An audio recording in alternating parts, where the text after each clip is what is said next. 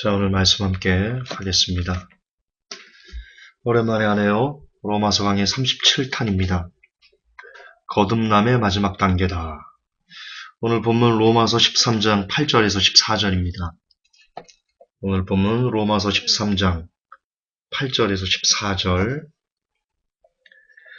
킹제임스로 준비했습니다. 제가 대독하겠습니다. 서로 사랑하는 것 외에는 누구에게든지 어떤 것도 빚지지 말라. 다른 사람을 사랑하는 자는 율법을 성취하였느니라. 너는 간음하지 말라. 너는 살인하지 말라. 너는 도둑질하지 말라. 너는 거짓 증언하지 말라. 너는 탐내지 말라. 한 것과 어떤 다른 명령이 있을지라도 그것은 너는 내 이웃을 내 자신과 같이 사랑하라 하신 이 말씀 안에 간략하게 들어있느니라. 사랑은 자기 이웃에게 해를 끼치지 아니하나니 그러므로 사랑은 율법의 완성이니라. 또 때를 알거니와 지금 이 우리가 잠에서 깨어야 할 바로 그때이니 이는 지금 우리의 구원이 우리가 믿었을 때보다 더 가까이 있기 때문이라. 밤이 많이 지나고 낮이 가까이 왔으니 그러므로 우리가 어두움의 행위를 벗어버리고 빛의 갑옷을 입자. 낮에 하듯이 우리가 정직하게 걸으며 흥청거리거나 술 취하지 말고 침실을 더럽히거나 방탕하지 말며 다투거나 시기하지 말자. 오직 너희는 주 예수 그리스도로 옷 입고 육신의 정욕을 채우기 위해 육신에게 기회를 주지 말라. 아멘. 오늘 여러분 거듭남에 대해서 생각을 좀 해볼 겁니다. 그리고 우리가 알고 있는 사랑에 대한 생각들, 그것의 오해, 그리고 진실, 나아가 사랑의 핵심이 무엇인지, 그로 인해서 우리가 마지막 때 어떤 사람이 되어야 될 것인지에 대해서 생각을 나누고 싶습니다. 먼저 여러분 사랑의 오해에 대해서 짚고 넘어가겠습니다. 여러분을 사랑하면 우리는 보통 기쁨이 온다, 행복이 온다, 달콤함을 느낀다. 우리가 그렇게들 이해하고 믿고 있습니다. 오해입니다. 크나큰 오해입니다.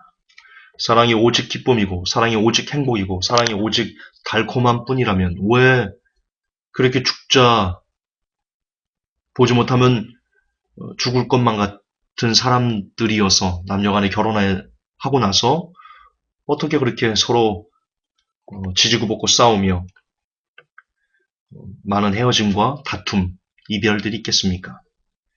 그것은 사랑이 결코 우리에게 기쁨이나 행복이나 달콤함만 주는 그런 성질의 것이 아니다라는 것을 입증해주는 내용입니다. 여러분 사랑의 진실은 다음과 같습니다. 고린도서 13장을 보면 사랑에 대해서 하나님께서 이렇게 정의 내려놓으셨습니다. 사랑은 오래 참고 사랑은 온유하며 투기하는 자가 되지 아니하며 사랑은 자랑하지 아니하며 교만하지 아니하며 무례히 행치 아니하고 자기의 유익을 구치 아니하며 성내지 아니하며 불의를 기뻐하지 아니하며 진리와 함께 기뻐하고 모든 것을 참으며 모든 것을 믿으며 모든 것을 바라며 모든 것을 견디느니라. 이것이 여러분 사랑의 진실입니다.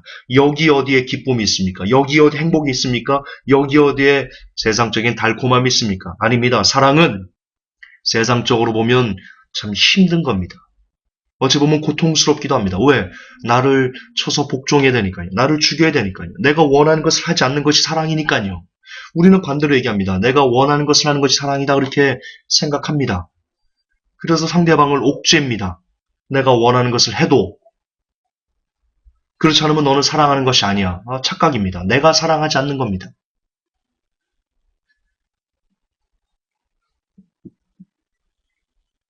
특별히 이 고린도서 13장의 사랑의 진실 중에서도 저는 여러분들에게 이 사랑의 핵심으로 자기의 유익을 구치 않는다. 이 부분을 집중해서 부각시켜 드리고 싶습니다. 여러분 부부 사이에 왜 싸움이 있습니까? 보통 이런 겁니다. 남편이 내 마음대로 하지 않는다는 겁니다. 아내가 내 뜻대로 해주지 않는다는 겁니다. 그래서 다툼이 일어납니다.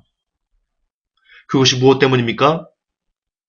사랑한다는 미명 아래, 사랑이라는 이름 아래 내가 원하는 것을 상대방에게 강요하기 때문입니다. 그러나 오늘 성경대로 사랑은 자기의 유익을 구치 않는다라는 것을 우리가 말씀을 실천하는 사람이라면 죄송하지만 부부 사이의 다툼은 상당수가 줄어들 것입니다. 남편도 아내도 서로 자신의 유익을 구하지 아니하고 상대방의 아내의 유익을 먼저 구하고 남편의 유익을 먼저 구하고 그럴 수만 있다면 그 부부는 훨씬 더 행복한 그런 삶을 그런 결혼 생활을 하게 될 것입니다.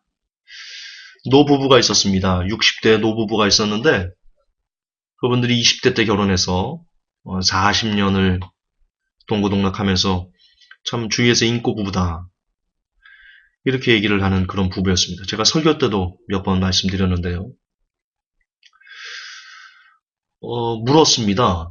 어떻게 40년을 그렇게 인고 부부처럼 살 수 있었습니까? 사람들은 오해했습니다. 저 부부가 참 잘 맞는가 봐.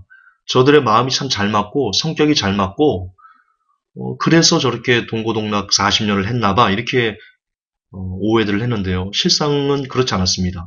어떤 경우였냐면 남편은 몸에 열이 너무 많아서요. 한겨울에도 창문을 열어야지만 잠을 잘 수 있는 그 정도로 열이 많고요. 반대로 아내는 몸에 열이 너무 없어서요. 추위를 너무 잘 타서 한여름에도 문을 닫아야지만 잠을 잘 수 있는 그렇게 몸이 허약한 여성이었습니다. 다르죠? 우리가 보면 야, 저 부부가 어떻게 살지? 한 사람은 한겨울에도 문을 열어야 되고 한 사람은 한여름에도 문을 닫아야 되는데 저렇게 다른데 도대체 저 부부가 어떻게 40년을 동고동락하며 살았지? 그 비밀은 여기 있었습니다. 남편은 자기 몸에 열이 많음에도 불구하고요. 그래서 한여름에 창문을 열어야 됨에도 불구하고 아내 때문에 아내가 몸이 추위를 많이 탄다는 것을 알고는 일부러 한여름에도 문을 꼭 닫아주는 반대로 아내는요. 본인이 한겨울에 문을 열면 안 돼요. 잠을 못 자요. 그래도 남편이 몸에 열이 많다는 것을 알고는 그 남편을 맞춰주기 위해서 한겨울에도 몰래 창문을 살짝 열어주는 그럼 그걸 보고 남편이 문을 닫는 거입니다. 그럼 아내는 또 문이 닫혀져 있으면 남편 때문에 문을 살짝 열어주는 이렇게 서로 상대방이 원하는 것 여러분 아내가 원하는 아내의 유익은 여름에도 문을 닫는 것이 아내의 유익입니다. 그리고 남편의 유익은 한겨울에도 문을 열어놓는 것이 남편의 유익입니다. 그러나 자기의 유익을 구치 아니하고 사랑하니까 아내를 사랑하고 남편을 사랑하니까 진짜 사랑이니까 아내는 남편을 위해서 문을 닫아주고 남편은 아내를 위해서 문을 열어주는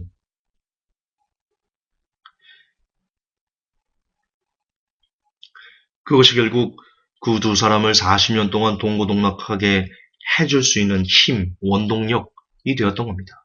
그분들은 진짜 사랑을 하셨던 거죠. 여러분 최근 연인들에 의해서 데이트 폭력이 날이 갈수록 심각해집니다. 왜 연인들끼리 사랑해서 만난 사람들끼리 그렇게 남편이 여자를 때리고 여자도 때로는 남자를 때리고 그런 데이트 폭력으로 서로 상처를 입고 그런 일이 왜 비일비재하게 벌어지고 있는 겁니까? 마찬가지입니다. 남자는 자신의 애인인 여자에게 자기가 원하는 것을 요구하고 강요하고 그것을 들어주지 않으면 그것을 폭발시켜서 여자를 때리는 마찬가지로 여자 역시 내 남자 애인이 내가 원하는 것을 들어주지 않을 때 서로 싸우고 다투는 겁니다. 이것이 비단 부부와 연인끼리만의 사이에서 벌어지는 일들일까요? 동료와 동료 간에도 마찬가지고요. 역시 직장 상사와 부하 직원 사이에서도 일어나는 일입니다. 어떤 프로젝트가 있습니다. 그것을 함께 협력해서 일해야 됩니다. 그런데 상사가 자기는 상사니까 자기가 좀 편해지려고 그것을 부하 직원에게 떠밀 때 그 부하 직원은 부하가 일어나는 겁니다. 그래서 상사를 신뢰하지 않고 그러다 보면 싸우고 다투고 어그러지고 그래서 부하 직원들은 자기들끼리 밖에 나가서 아우 김 부장 봐 아우 저 꼬라지하고는 말이야 맨날 일하는 것도 없이 이런 일들을 하면서 서로 불신의 벽이 높아지고 결국 그 직장이 안 되는 겁니다. 친구와 친구 사이에서도 마찬가지 일입니다. 부모와 자녀는 또 어떻습니까? 부모는 자녀에게 원하는 것을 주구장창 요구합니다. 야, 너 그렇게 공부하면 어떡하니?부터 시작해가지고, 야, 학원은 다녀왔어? 피아노 온 가야지. 끊임없이 그게 정말 자녀를 위해서일까요? 정말 그렇게 생각하세요? 혹시 나중에 자녀가 잘 돼서 자녀의 덕을 보려고 그러는 건 아니에요? 혹은 야 우리 아들 밖에 나가서 친구들이나 이웃들에게 야 우리 아들 반에서 1등한다 이런 자랑하려고 자녀들에게 공부를 강요하는 건 아니세요? 여러분이 유익 때문에 자녀를 윽박지르는 것은 아닐까요? 성도와 목회자 간에도 마찬가지입니다. 많은 사람들이 교회를 떠나고 쉽게 교회를 등지고 그런 이유 중에는 내 만족을 채워주지 않는다는 겁니다. 저 목사의 설교가 나의 만족을 채워주지 않아. 나의 유익을 채워주지 않아. 여러분 그분이 비진리를 전하는 것이 아니라면요. 혹 설교가 좀 밍숭맹숭할지라도 그래도 그곳에서 그 자리를 지켜주시는 것 그것이 예의입니다. 그리고 그것이 옳은 겁니다. 물론 비진리를 전하고 여러분들이 독국물을 먹인다면 나와야죠. 그러나 그것이 아니라면 내 유익보다는 그 목사님이 좀 더 영적인 혹은 바른 진리를 전할 수 있도록 기도해 주는 거, 그 목사님의 부족함을 끌어안아 주는 거, 그것이 교회를 사랑하고 성도와 성도 간의 사랑을 나누는 그런 모습이지 않을까 합니다. 그렇습니다. 사랑의 핵심은 여러분 사랑한다면서요. 교회를 사랑하고 성도들을 사랑하고 그런다면서요. 여러분 사랑은 입으로 하는 것이 아닙니다. 사랑은 말로 하는 것이 아닙니다. 사랑은 자기의 유익을 구하지 않는 걸로 하는 겁니다. 다시요. 저는 지금 사랑을 행동으로 하는 것이다라고 말하는 게 아닙니다. 행동도 추상적입니다. 여러분, 우리는 구체적으로 사랑해야 됩니다. 그리고 사람들을 구체적으로 사랑하는 것.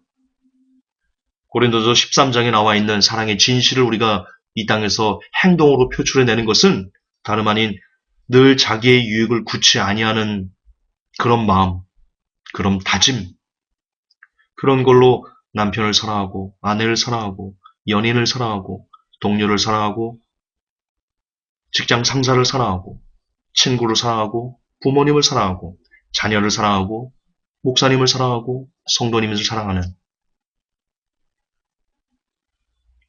물론 어렵지요. 자기의 유익을 구치 않는다는 것이 얼마나 어려운 줄 압니다. 그러나 우리가 이것을 해내야 됩니다. 왜냐하면 자기의 유익을 구치 아니하는 사람이 되는 것, 그런 사랑을 하는 것, 그것이 바로 거듭남의 마지막 단계이기 때문입니다. 여러분, 거듭남이란 어떤 것일까? 제가 회복 단상에도 써놨지만 우리는 거듭남에 대해서 너무나 잘못 알고 있습니다.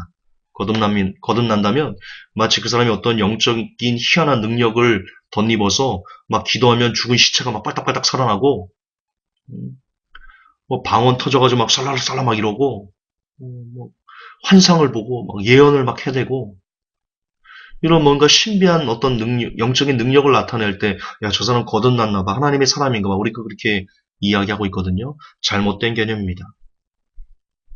여러분, 성령의 사람은 바람처럼 어디로 갔다 어디로 가지인지를 모른다.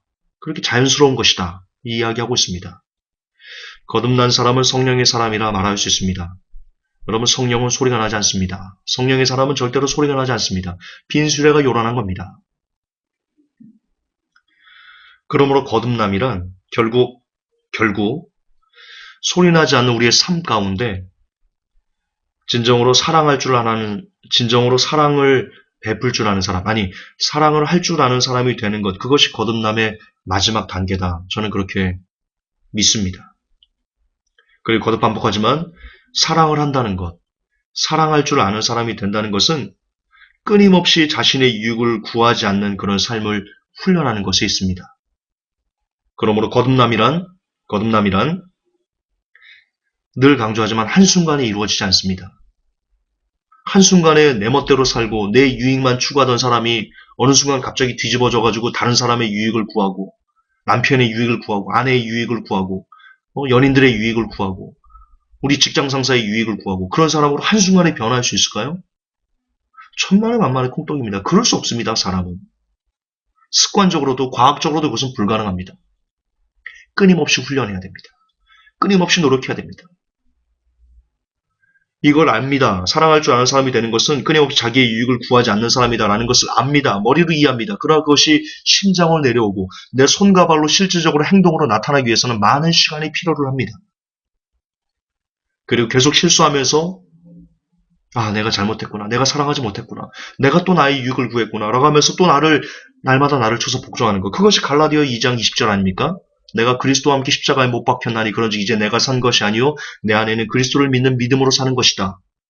예, 날마다 나를 십자가에 못 박는 것. 그것이 곧 끊임없이 나의 유익을 구하지 않는 사람이 되어지는 것입니다. 그것이 거듭남으로 가는 어찌 보면 유일한 길입니다. 예수님께서 말씀하셨습니다. 누구든지 나를 따라오려거든 자기를 부인하고 자기 십자가를 지고 쫓아라. 자기 부인이 뭐라고 생각하십니까, 여러분? 자기 부인이. 자기 부인의 핵심은요, 역시 끊임없이 나의 유익을 구하지 않는 데 있습니다. 그것이 자기 부인의 어쩌면 본질입니다. 주님을 따라가는 사람들은 정말 우리가 주님의 제자로서 주님을 따라가는 사람이 되려면 날마다 나의 유익을 구하지 않는, 날마다 나를 부인하는, 날마다 나의 정욕을 십자가에 못 박는 그런 거듭남에 이르고자 하는 경건의 훈련이 끊임없이 지속되어야만 합니다.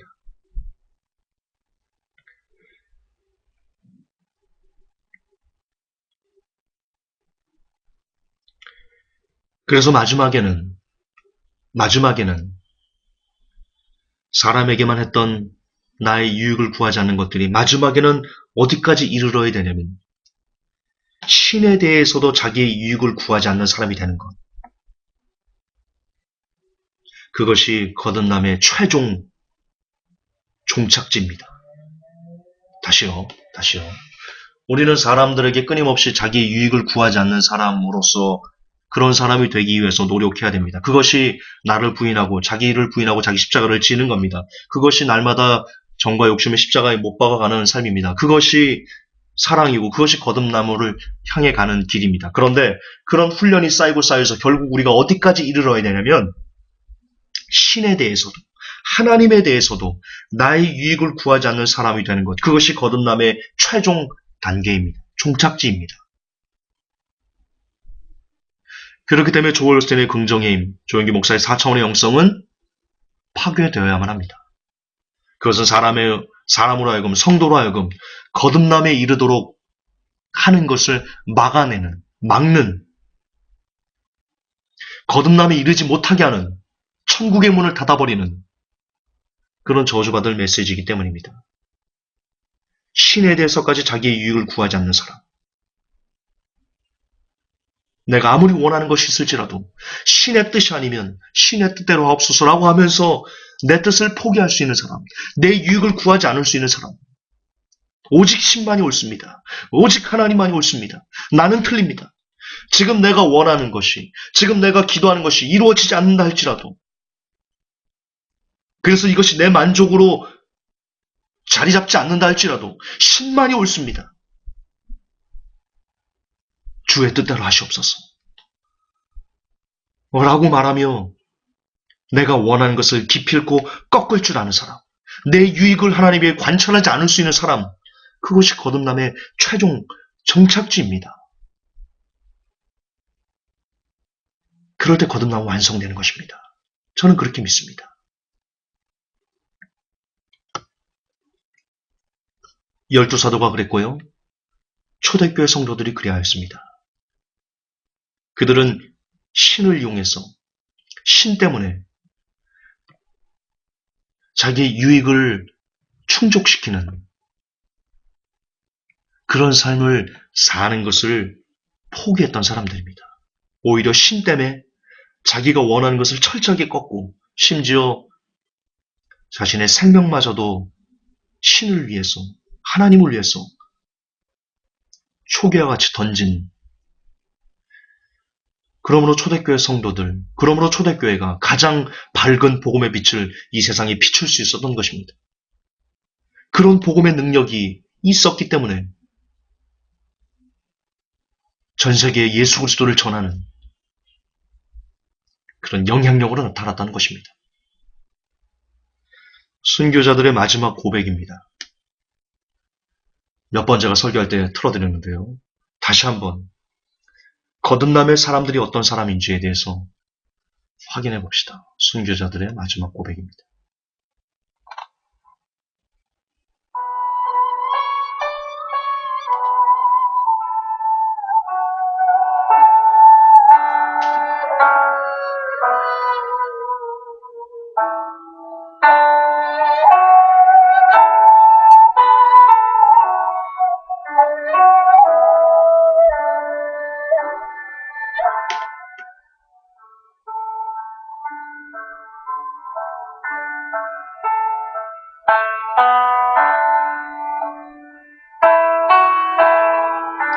나를 죽인다 해도 내가 오직 예수 그리스도를 얻게 만든다면 화형이나 십자가나 사나운 짐승의 공격도 참고 견딜 것입니다.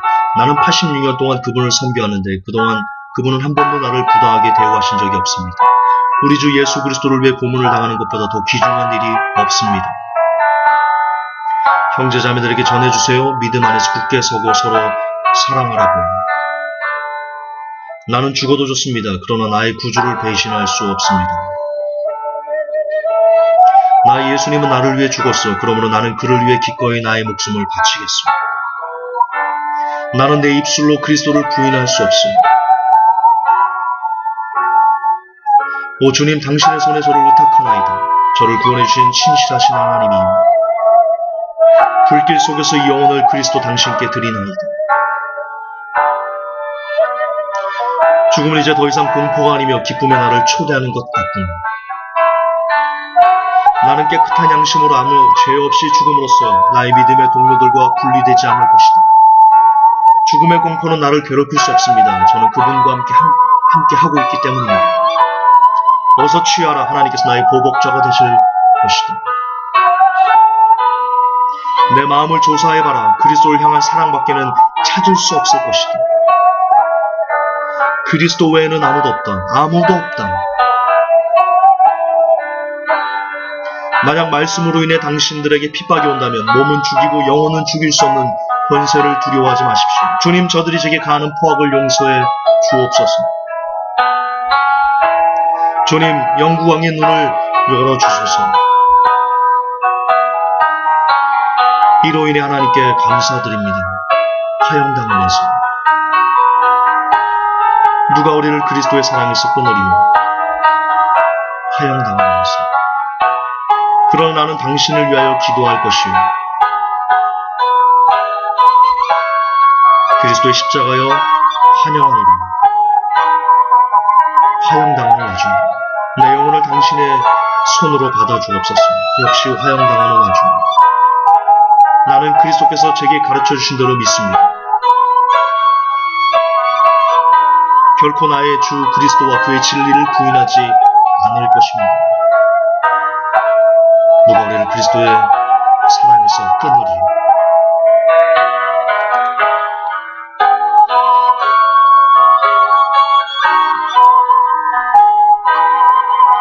천만의 사람들이 그리스도를 위해서 자신의 유익을 구하지 않으며 기꺼이 목숨을 바쳤습니다.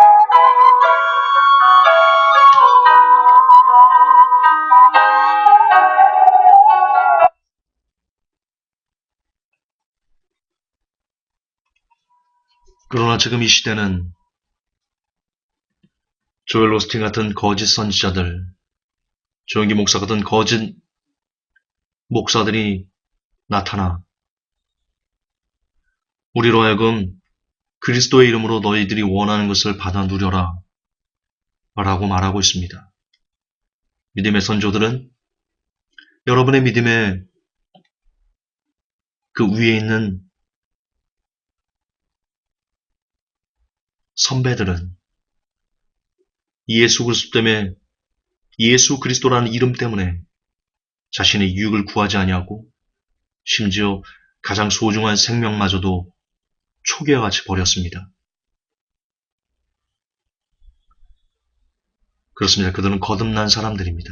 거듭남의 마지막 단계에 이르러 자신의 피를 뿌리고 당당히 그리스도께 안긴 사람들입니다. 회복교회 성도 여러분,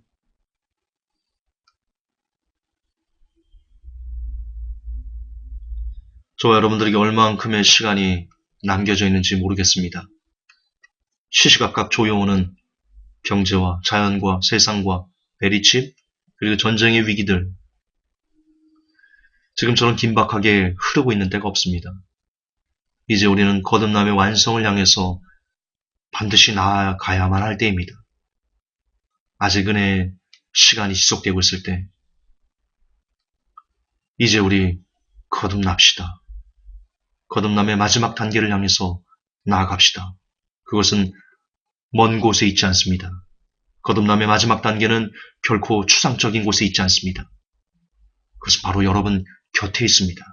여러분 곁에 있는 사람을 자신의 유익을 구하지 않는 사람으로 대할 때, 여러분이 만나는 모든 사람들을 나의 유익을 구하지 않는 상대방의 유익을 구하고자 애를 쓰는, 그렇게 나를 부인하고 나를 십자가에 못 박으며 그런 삶들의 하루하루가 쌓일 때, 어느 순간 그 쌓였던, 자기의 유익을 구치 않는 그 쌓였던 삶들이 산을 이루게 되면 결국 신에 대해서도 자기의 유익을 구하지 않는, 그래서 심지어 주께서 우리에게 죽음을 주신다 할지라도, 우리에게 가난을 주신다 할지라도, 우리의 질병을 주신다 할지라도, 우리가 너무나 싫어하는 어떤 괴로운 일들이 우리에게 닥친다 할지라도, 그럼에도 불구하고 하나님이 오르십니다.